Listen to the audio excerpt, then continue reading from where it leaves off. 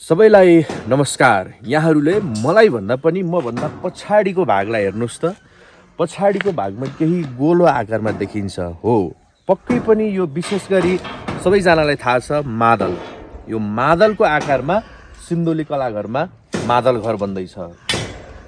यो बाहिर मादल घर मात्र यसको आकार निकालेर स्ट्याचु मात्रै बनाउने, फोटो खिच्ने मात्र होइन। यो मादल घर बहुउपयोगी तरिकाले झन्डै 80 फिट लम्बाइ र 32 फिट चाहिँ यसको उचाइ रहेको छ। 2 तल्लाको हुनेछ। पहिलो तलामा नेपाली लोपोन्मुख भएका सयौं लोकबाजाहरूको सङ्ग्रहालय हुनेछ भने दोस्रो तलामा तिनै लोकबाजाहरू प्रदर्शन गर्ने चाहिँ सांस्कृतिक हल हुनेछ। अब यो मादल घर यो सम्भवतः नमुनाको हिसाबले फरक पनि छ र भौतिक संरचना यसरी पनि बनाउन सकिन्छ भन्ने एउटा हाम्रो सोच र अभिप्राय हो। यो विशेष गरी यसको परिकल्पना म आफैले गरेको हुँ भने यो परिकल्पना प्राप्तिलाई चाहिँ कसरी पूर्णता गर्नको लागि कसको भूमिका रह्यो, कताबाट बजेट व्यवस्थापन भयो भन्ने कुरा पनि हुनसक्छ। र विशेष गरी कमलामाई नगरपालिकाबाट गत आर्थिक वर्षमा हामीलाई 15 लाख रुपियाँ बजेट प्राप्त भएको छ र त्यसले हामीले यो फ्रेम तयार गरेका थियौँ भने यस वर्ष पनि नगरपालिकाबाट चाहिँ थप 15 लाख चाहिँ यो मादल घर निर्माण गर्न र पूर्णता प्रदान गर्नको लागि चाहिँ बजेट विनियोजन भएको हुनाले हामी फटाफट काम गर्दैछौँ।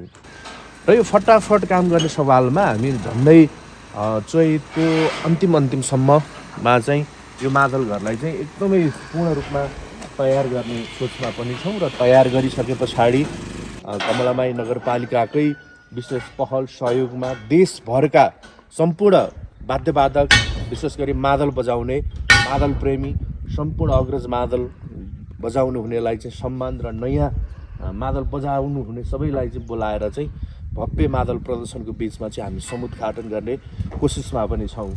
र यसलाई बलियो बनाउनको लागि, दह्रो बनाउनको लागि र यो मादलको परिकल्पनालाई चाहिँ पूर्ण रूपमा साकार बनाउनको लागि हाम्रो विशेष गरी कमलामाई नगरपालिका 3 नम्बर वडालाई पनि विशेष धन्यवाद अनि विशेष गरी वडा अध्यक्ष खड्ग चौँला गाईज्यूलाई पनि सम्झन चाहन्छौँ भने नगरपालिकाबाट यो हल बनाउनको लागि विशेष गरी सहयोग गर्नुहुने नगर प्रमुख उपेन्द्र पोखरेल, त्यसै गरी उपप्रमुख मन्जु देवकोटा लगायत सिङ्गो नगरको टिमलाई पनि विशेष सम्झना पनि व्यक्त गर्न चाहन्छौँ। र यो आकारबाट बनाउनको लागि चाहिँ विशेष गरी इन्जिनियरतर्फ चाहिँ हामीलाई सहयोग गर्नुहुने आदरणीय विनोद खकुराल सर, त्यस्तै गरी प्रत्यक्ष रूपमा आएर अवलोकन गरिरहनु हुने हाम्रो इन्जिनियर हिमाल सर, त्यसै गरी लक्ष्मण बस्नेत सरलाई पनि विशेष सम्झना पनि चाहन्छौँ।